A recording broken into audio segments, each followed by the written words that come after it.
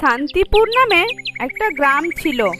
সেই গ্রামে বাস করত জমিদার প্রবীণ, তার দুই মেয়ে। তারা দেখতে খুবই সুন্দরী ছিল। জমিদার তার মেয়েদের খুব ভালোবাসতো। তবে জমিদার ছোট্ট মেয়েকে একটু বেশি ভালোবাসতো। একদিন জমিদার শহরে যাবার সময় তার দুই মেয়েকে ডাকলো।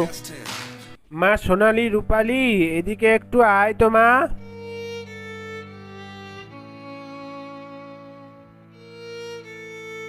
বাবা, আমাকে ডাকছিলে?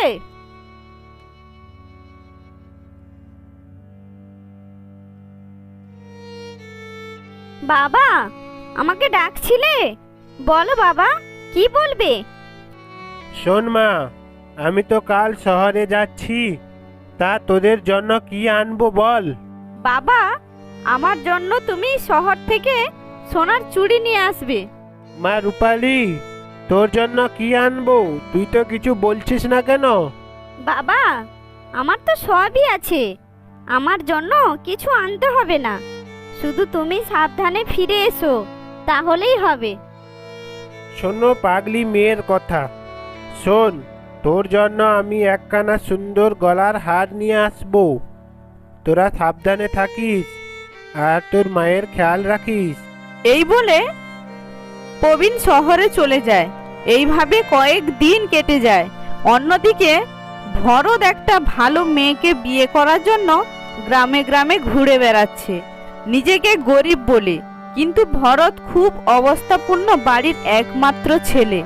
একদিন ও খুড়ো, আচ্ছা এটা কোন গ্রাম বলতে পারো? তুমি কে বাবা? আমি তোমাকে তো চিনতে পারলাম না। তাছাড়া এই জায়গার নাম শান্তিপুর। তা তোমার বাড়ি কোথায় আর তোমার নাম কি? আগে আমার নাম ভরত, আমার বাড়ি বকুলপুর। আর আমি ছোটবেলা থেকে গ্রামে গ্রামে ঘুরতে খুব ভালোবাসি।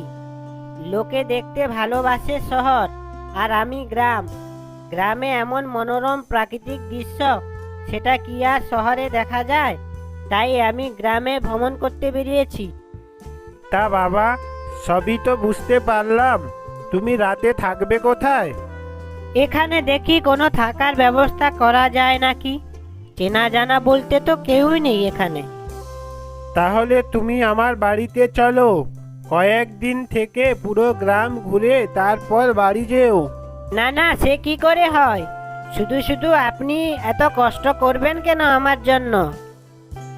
আমি হলাম এখানকার জমিদার, আমার নাম প্রবীণ।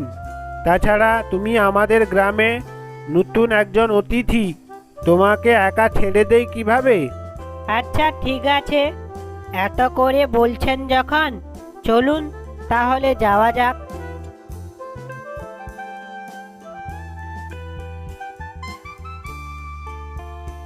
কই রে মা সোনালি, রূপালি, কোথায় গেলি তোরা? এদিকে আয় তো একবার।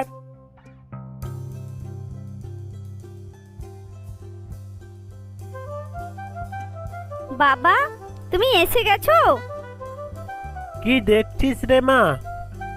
এ হলো ভরত, আমাদের গ্রামে নতুন এসেছে। কয়েকটা দিন আমাদের বাড়িতে থাকবে। তা এনাকে আমার পাশের ঘরটায় নিয়ে যা মা। আসুন ভরত বাবু, আমার সঙ্গে আসুন। এইভাবে কয়েকটা দিন কেটে গেল। ভরত জমিদারের ছোট্ট মেয়ে রূপালীকে খুব পছন্দ করে। সে মনে মনে ঠিক করে রূপালীকেই বিয়ে করবে। তাই সে একদিন জমিদারের কাছে যায়।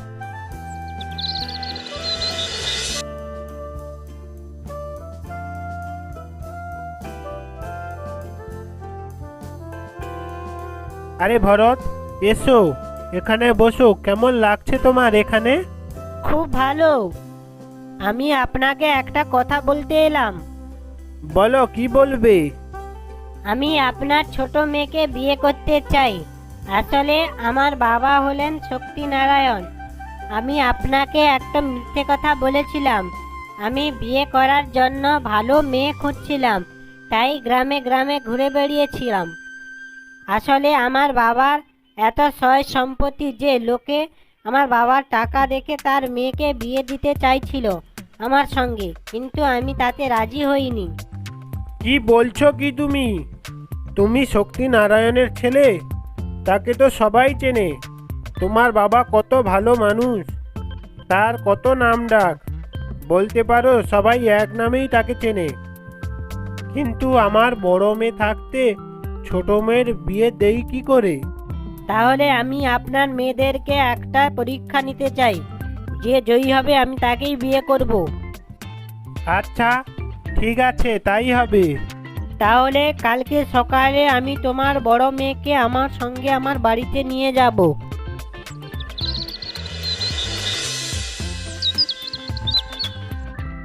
যাও সোনালি, ওখানে বসো। কে আছো? এক গ্লাস শরবত দিয়ে যাও তো। ভরত বাড়ির কাজের লোককে বলে সোনালীকে শরবত দেওয়ার কথা। তারপর সে সেখান থেকে চলে যায়। পরে এসে সোনালীকে বলে,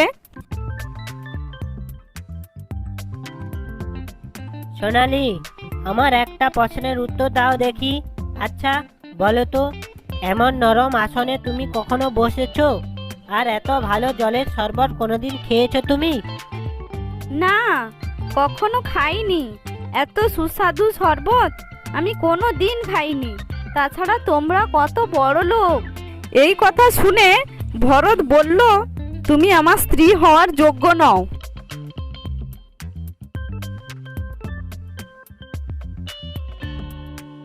পরের দিন সকালে একইভাবে রূপালীকেও ভরত বাড়িতে নিয়ে এলো। তারপর রূপালীকেও বসতে বলল আর শরবত দিল।